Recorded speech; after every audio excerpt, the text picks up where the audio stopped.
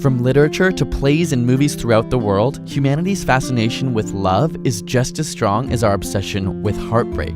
But is a broken heart simply an abstract concept, or are there real physical effects on the body and the brain? Whenever you endure physical pain, such as a cut or injury, the anterior cingulate cortex is stimulated. Surprisingly, it's the same region of the brain that's activated when you feel excluded or experience the loss of a social relationship.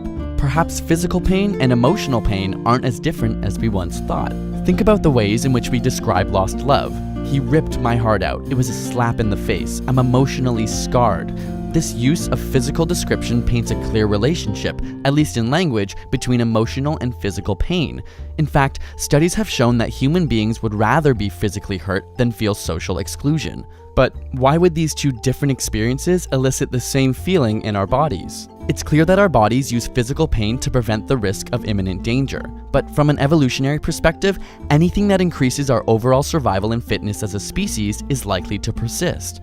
The rise of relationships and social bonds between lovers and friends alike became an important part of survival for many species. You look out for me, and I'll look out for you. And just like your desire to not be burned by hot coffee again, animals desire not to be socially alone. The pain from both instances increases our chance of survival by avoiding less desirable outcomes. You're more likely to survive and reproduce if you're not alone. This can be seen in studies of primates who, when separated from loved ones, experience an increase in the hormone cortisol and a decrease in the hormone norepinephrine, causing a major stress response. Ultimately, this contributes to the depression, anxiety, and loud crying documented.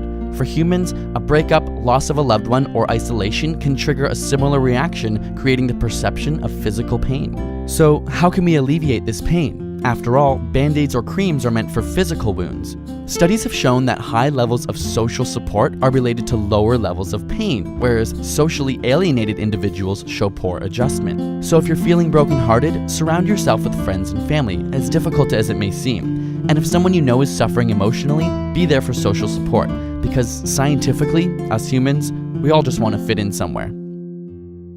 This episode of ASAP Science is supported by Audible.com, the leading provider of audiobooks with over 150,000 downloadable titles across all types of literature. If you'd like to learn more about the brain, I recommend the book Thinking Fast and Slow by Daniel Kahneman. You can download this audiobook or another of your choice for free at audible.com/ASAP. Special thanks to Audible for making these videos possible and for offering you a free audiobook at audible.com/ASAP.